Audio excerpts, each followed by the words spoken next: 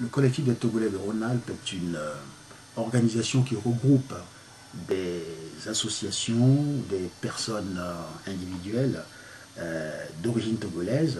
Ce collectif a été mis en place en 2005 à l'occasion de troubles politiques au Togo, caractérisés par un coup d'État militaire et institutionnel qui a suivi la mort du général Eyadema. Puisqu'à sa mort, son fils, par la violence, a pris le pouvoir. Et c'est à cette époque-là que le collectif s'est constitué pour protester dans un premier temps contre ce coup d'État et ensuite s'organiser dans la durée pour défendre les organisations démocratiques au Togo. Voilà, donc ça fait, nous sommes en 2011, ça fait 6 ans que le collectif existe et qu'il déploie son activité et son programme au sein de la communauté togolaise et au-delà. Alors samedi 23 avril, vous organisez une manifestation à l'occasion du 51e anniversaire de l'indépendance du Togo. Est-ce que vous pouvez nous préciser les principaux axes de cette manifestation? Alors, tout à fait. Donc, c'est une manifestation qui va se dérouler dans les locaux du syndicat de la boulangerie dans le 7e arrondissement de Lyon. Il s'organise autour de 3 temps forts. Le premier temps est celui d'une conférence, débat, dont le thème cette année est la problématique du pouvoir dans la gouvernance en Afrique. C'est un sujet qui nous paraît être d'une actualité brûlante. Les orateurs, les conférenciers sont d'abord le professeur Léopold Milevi, qui est professeur d'université, mais surtout président de la CDPA qui est la Convention démocratique des peuples africains. Le professeur Milevi est un opposant historique au régime d'Eyadema au Togo. Il a aussi participé à un gouvernement d'union nationale qui a été une tentative à un moment donné de trouver une issue à la crise togolaise. Donc il sera le conférencier principal. À côté de lui, nous avons un compatriote journaliste et éditorialiste à RFI, qui est Jean-Baptiste Placard, et tous les deux introduiront cette question par des interventions sur leur analyse, leur vécu même, puisqu'ils sont, en tous les cas pour le professeur Milevi, un des acteurs principaux de la crise, la longue crise politique togolaise, au sein de laquelle la question du pouvoir et de la gouvernance se pose. Ça, c'est le premier temps, donc la conférence.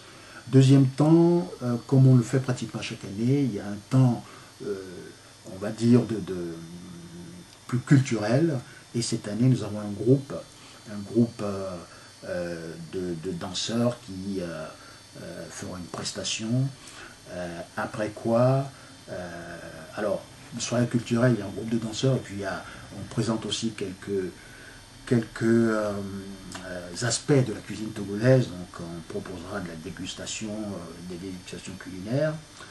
Troisième temps, c'est une soirée dansante jusqu'à l'aube, avec un disc-jockey que les jeunes de la région connaissent, puisque la conférence est un temps de réflexion sur nos difficultés, et que la célébration de l'indépendance n'est pas simplement un temps de tristesse, de gravité ou de remords, mais on peut gémir, mais espérer également. Voilà pourquoi, après la conférence, il y a ce temps culturel. Donc 3 temps, conférence, soirée culturelle et soirée dansante à la boulangerie.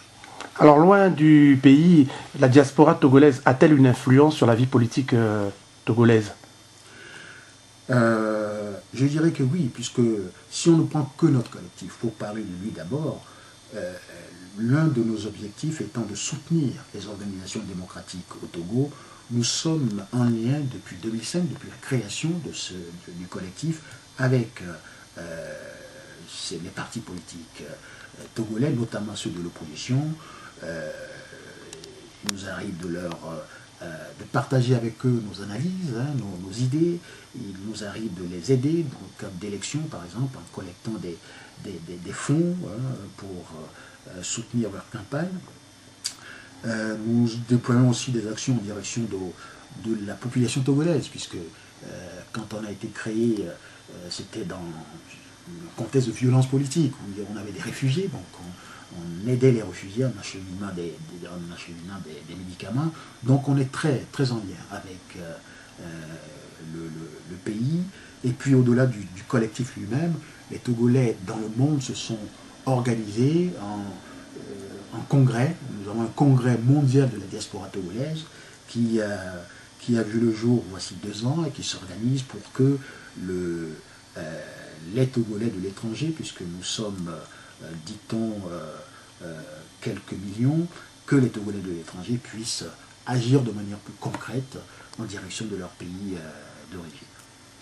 Alors, si vous aviez un message à lancer à nos internautes pour qu'ils viennent samedi participer à votre manifestation, que vous pourriez leur dire? Je leur dirais que venez, vous ne serez pas déçus. Si vous êtes intéressé par la réflexion, qui que vous soyez, Togolais, Africains, puisque ces problèmes-là nous touchent directement, sympathisants, amis de l'Afrique, ou tout simplement tout citoyen, toute personne de Rhône-Alpes qui est intéressée par ces questions, un peu curieux de savoir quelle est l'analyse des Africains par rapport à ces problématiques-là, venez. Si vous aimez goûter des spécialités culinaires venant d'autres pays, venez. Et si vous aimez danser, venez. Donc il y a 3 raisons de venir, donc je vous invite à venir, vous ne serez pas déçus.